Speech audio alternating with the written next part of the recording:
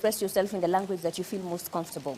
Now let's start with the elephant in the room. When we publicized this interview, some of the reactions that we received were quite hostile on your person.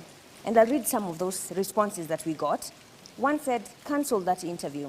Another one said, not worth my time. Another one called you a butcher and a murderer. Another said, who killed protesters under his leadership? Now, why would this interview generate so much hostility on your person? And why do you think Kenyans feel tonight whatever you have to say is not of value to them? First, I appreciate and thank you for having me on this broadcast. It is, maybe I start by saying that not everyone is saying what you read out. There are others who are saying other things, but that is still okay because it is the right of the people of Kenya to express themselves on what they think about their leaders, especially political leaders.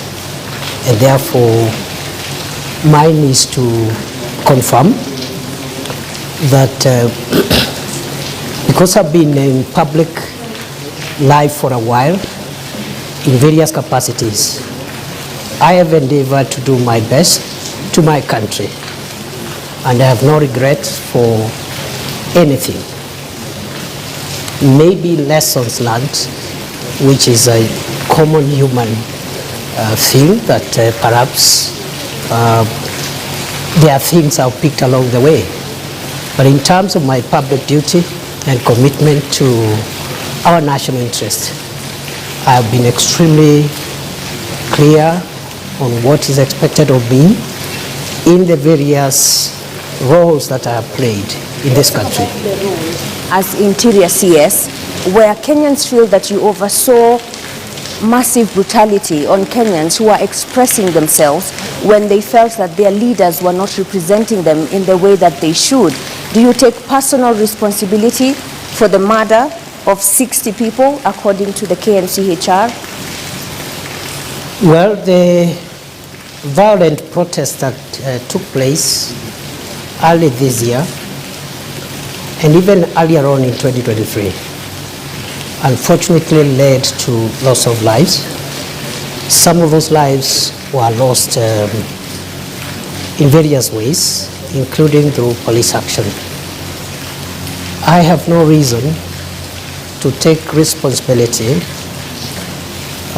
for anything because the space of violence and encounter with law enforcement is a space which is defined by law. And the role of the Minister for Interior is defined in the Constitution, Article 245, on what that role is. That role includes providing policy guidance to the organs of internal security. The role of police operations are protected through the mandate of independent command of the Inspector General, and therefore police operations, especially in engaging protesters or people who are seen as breaching the peace, is the province for the independent command of the National Inspector General of the National Police Service. As far as I'm concerned, the 2 years I have been the country's Interior Minister, every single day of them, when I woke up to do my work, to make sure that the security organs of our country that protect our country from threat. I woke up to do my work to make sure that the security organs of our country that protect our country from threats, security threats, perform their work, and should they require any policy guidance, that guidance is provided. And that's all what I can say for now. So you're saying tonight that you have no say whatsoever when the police misbehave? The Interior Minister has no role in police operations, according to Article 245. So you have no say whatsoever when they go wrong as a professor of law? I have a say, and I said it. And the say is this, that police officers are allowed to use force, including lethal force, in exceptional circumstances. Should any officer violate the strict parameters of those circumstances, they are accountable under the law.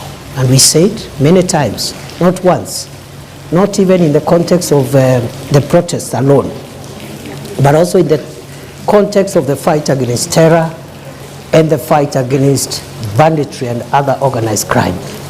That any police officer who uses their firearm lawfully within the Constitution, including lethal force, has legal protection. But So any of them who exceeds the parameters of the Constitution is on their own, and the organs of accountability is not the Interior Minister. It is the agencies such as IPOA and the DPP and the rest. So who shot at David Chege at the precincts of Parliament and Erickson Chalo Mutisia? These two young men were not armed. Would you say that use of live ammunition was reasonable? I think the matter of the violence that occurred in Parliament and the unfortunate loss of life is a matter that which is actively being investigated by IPOA and other agencies. So it will be preemptive for me to tell you who shot the two Kenyans who unfortunately, according to the records, lost their lives in that context. So how far are the investigations? You're the DP now. You may have moved on to a different role, but it's definitely senior to... I'm aware that there are two ways of conducting investigations. One is through the internal affairs unit of the police.